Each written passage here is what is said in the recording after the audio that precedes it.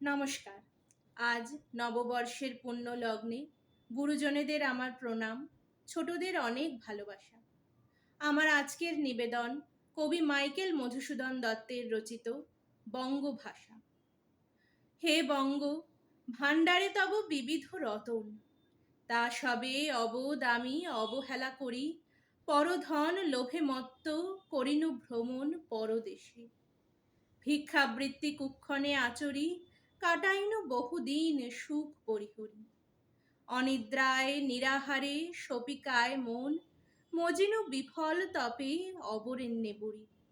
কেলিনু শৈবালে হুলি কমল কানন, স্বপ্নে তব কুললক্ষ্মী কয়ে দিলা পরে, ওরে বাছা মাতৃকোষে রতনের রাজি, এ ভিখারি দশা তবে কেন তো রাজি। যা ফিরি অজ্ঞান তুই, যারে ফিরি ঘরে, পালিলাম আজ্ঞা সুখী পাইলাম কালে, মাতৃভাষা রূপে খনি পূর্ণমণি চালে। নমস্কার।